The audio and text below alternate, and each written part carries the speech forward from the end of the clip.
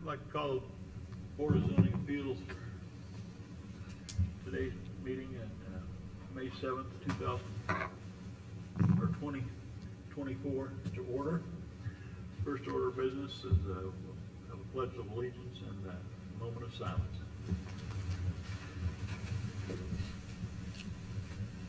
I pledge allegiance to the flag of the United States of America and to the republic for which it stands, one nation, under God, indivisible, with liberty and justice for all.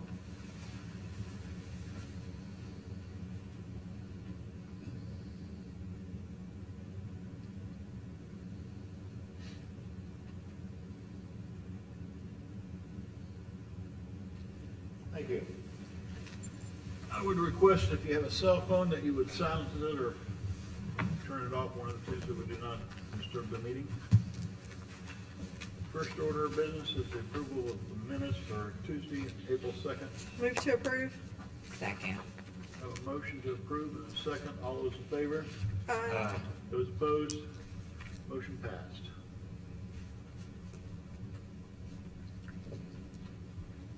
Mr. President, one of our cases tonight, item number 4, case P10V24. It's the property at 2323 North Elizabeth. That's going to be continued. This will be our second continuance per our rules of procedure. So this case will have to be heard next month in June. So just so everyone knows.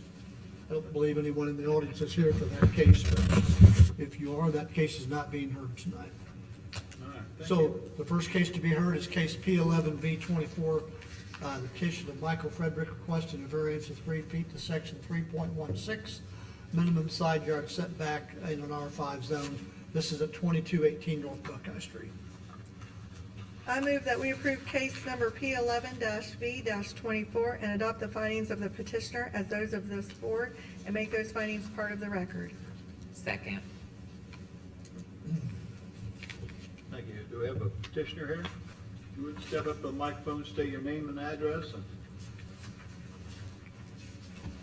Michael Frederick. The address is 2218 North Buckeye Street, Kokomo, Indiana, 46901. Thank you. Has there been any ex parte communications on this from any of the board members? No, sir. Thank you. You want to read your findings back? Yes, number 1, the approval will not be injurious to the public health, safety, morals, and general welfare of the community. Our plans for converting the garage to a single-family home will help the community by providing an additional home where there's a housing shortage. Number 2, the use and value of the area adjacent to the property included in the variance will not be affected in a substantially adverse manner. Our property and project will increase the value of our property and all adjacent properties. Number 3, the strict application of the terms of this zoning ordinance will result in a practical difficulty. This situation shall not be self-imposed nor be based on a perceived reduction of or restriction of economic gain. The existing garage, lot number 60, was built in 1980. The lots were combined in 1990. It encroaches the property line less than 3 feet. Without the variance, we would not be able to convert the garage into a single-family home with an addition to increase the square footage to over 1,000 square foot instead of the existing 720 to meet code.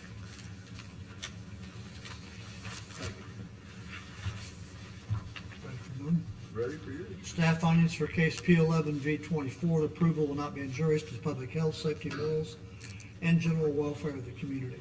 The existing garage does not block vision or create any safety hazards, and the expansion and remodeling of the building will not either. While the garage sits right on the property line, there is still ample room between the home on lot 59 and the garage on lot 60. The use and value of the area adjacent to the property included in the variance will not be affected in a substantially adverse manner. Granting the requested variance for a reduced side setback would not negatively impact neighboring property owners. The petitioner owns both lots 59 and 60, and it is his desire that the lots be split and that the garage be remodeled and expanded into a new single-family home on lot 60. Granting this variance would allow the petitioner to convert a large lot with house and garage into 2 lots with 2 single-family homes, which would be appropriate for the area. The strict application of the terms of this zoning ordinance will result in a practical difficulty. This situation shall not be self-imposed nor be based on a perceived reduction of or restriction of economic gain. As the garage was built in the 1980s and the lots combined years later, the petitioner faces a practical difficulty in the existing conditions of his double lot that he now wishes to separate into 2 for practical reasons. If the variance is not granted to the petitioner, the garage will remain legal non-conforming, and the petitioner will not be able to expand in any way, negating his ability to use the property as he desires. Thank you. Any board members have any questions? What's the square footage of the garage now? At the moment, 720. Okay. And do you know what you're gonna put, just for clarification, you said. Roughly 300 to 320 square foot addition to make it over 1,000 square foot, Okay. because the code is 900 and something. Okay. So the new building and the garage are be just one continuous building? Correct. The garage will become part of the home. Right. Yes, it will no longer be used as a. The part you're gonna add equals the width of what's there now? It will be less than the width, Okay, so that it will not be as close to the property line. thank you. We're estimating a 20 by 12, I believe, or, yeah, 20 by 12, I think is what we're originally talking. I just didn't want you to say over, that's why I was, Pardon me? I just didn't want you to say it was gonna be over what the footprint is now. You said Oh. it was gonna be less, so I'm good, that's all I wanted to hear you. Thank you. Members of the board have any more questions? If not, we have a motion and a second. All those in favor signify by saying aye. Aye. Those opposed, motion passed. Yes, sir.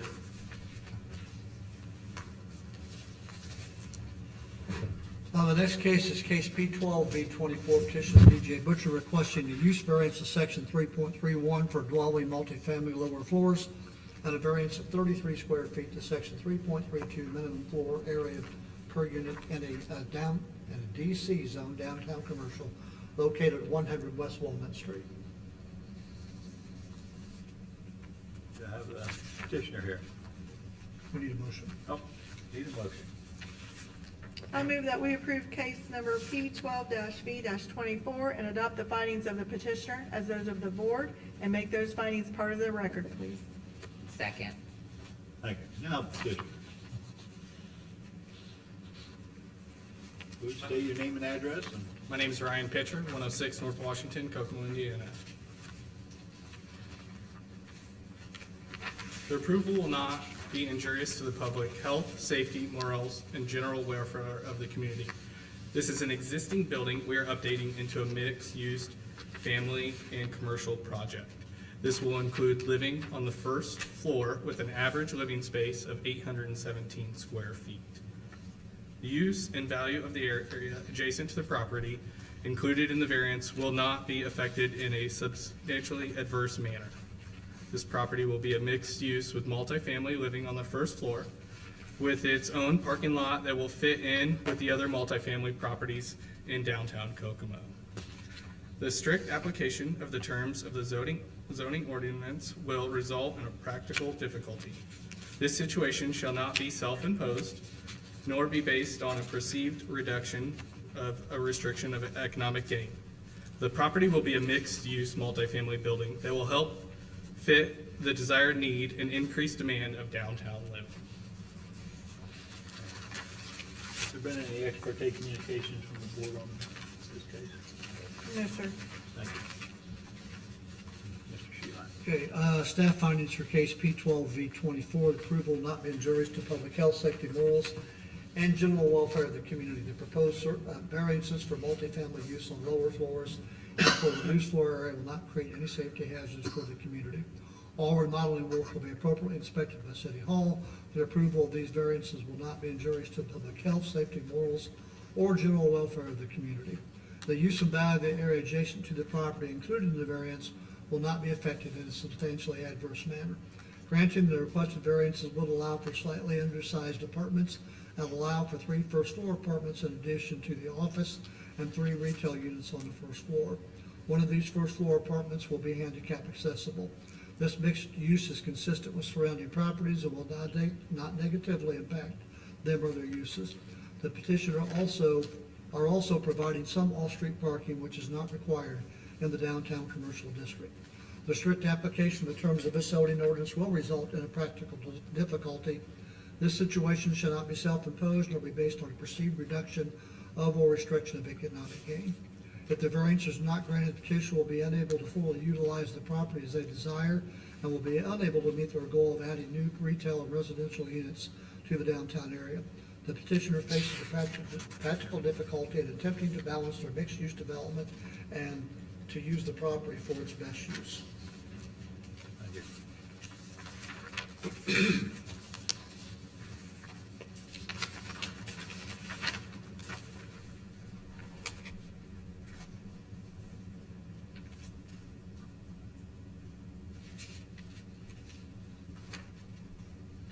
Any of the board members have any questions for the petitioner?